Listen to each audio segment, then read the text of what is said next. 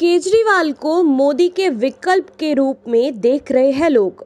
केंद्र सरकार उन्हें रोकने के लिए लाई एनसीटी बिल। मनीष सिसोदिया।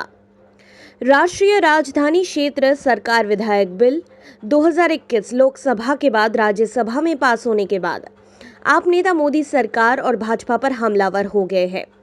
दिल्ली के उप मुख्यमंत्री मनीष सिसोदिया ने कहा है कि जीएनसीटीडी विधायक के पारित होने से पता चलता है कि पीएम मोदी की भाजपा सरकार अरविंद केजरीवाल और उनके काम से असुरक्षित महसूस कर रही है। अब तो लोग कहने लगे हैं कि अरविंद केजरीवाल मोदी जी के लिए एक विकल्प हो सकते हैं। उप मुख्यमंत्री सिसोदिया ने कहा है कि केजरीवाल जी को आगे बढ़ने से रोकने के लिए ये विधेयक लाया गया है। पीएम मोदी आज नकारात्मक राजनीति में उतर आए हैं तो उन्हें राजनीतिक जवाब मिलेगा। हम अपने कानूनी विशेषज्ञ से बात कर रहे हैं और हमारे विकल्प तलाश रहे हैं। सीएम केजरीवाल एक सेनानी है। पिछले 6 वर्षों में अपने प्रयासों के बावजूद उन्होंने घोषणा पत्र में किए गए वादों को पूरा किया। इससे पहले आपके राज्यसभा सांसद सुशील गुप्ता ने भी भाजपा सरकार पर हमला बोला। उन्होंने कहा कि दिल्ली की जनता ने धर्म और जाति की राजनीति को फेल करके अरविंद केजरीवाल के विकास के मॉडल को तवज्जो दी है।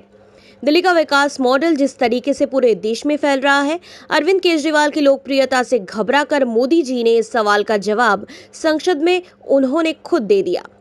पीएम मोदी का विकल्प अरविंद केजरीवाल है। उनके दिल्ली मॉडल को रोकने के लिए यह बिल पास किया गया है। आदमी जिससे डरता है उसका रास्ता रोकता है।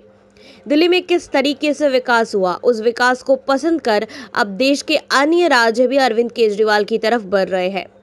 राज्यपाल को मुख्यमंत्री बराबर शक्तियां होंगी। इस बिल में राज्यपाल को राज्य के मुख्यमंत्री के बराबर का अधिकार होगा। इस बात को आसान भाषा में समझता हो तो दिल्ली विधानसभा में बनाए गए किसी भी कानून में सरकार से मतलब एलजी से होगा।